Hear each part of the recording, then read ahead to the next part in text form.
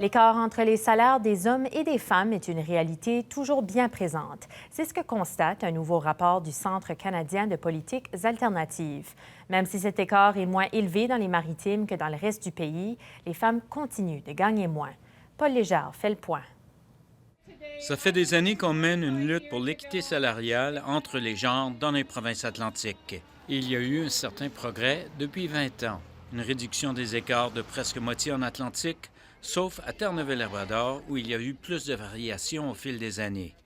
Le rapport de cette semaine constate un écart de salaire entre hommes et femmes à l'île du Prince-Édouard de 5 Au Nouveau-Brunswick, 14 En Nouvelle-Écosse, 15 et à Terre-Neuve et Labrador, 24 Une grande différence donc entre l'île du Prince-Édouard et Terre-Neuve et Labrador. Les économies sont différentes, alors ça fait plus une influence sur l'écart dans la Terre-Neuve et Labrador, parce qu'on a plus d'emplois et, plus que ça, les emplois, le pays de salaire dans les postes supérieurs dans ces industries. Des industries, surtout dans le secteur des ressources naturelles et le secteur privé. Secteur privé, c'est comme si on voit des extrêmes. Secteur public, c'est moins extrême. Ce qui explique le 5 d'écart à l'île du Prince-Édouard. Qu'est-ce qu'on voit sur l'île, c'est qu'on voit plus d'emplois dans le secteur public là, que les autres provinces atlantiques. Et les lois sur l'équité salariale s'appliquent qu'au secteur public, dit-elle.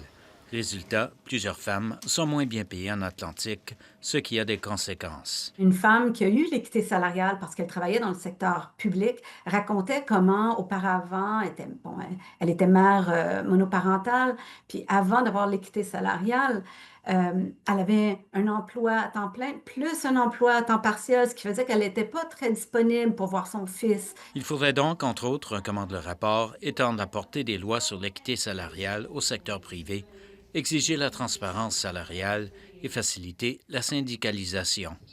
Ici Paul Légère, Radio-Canada, Halifax.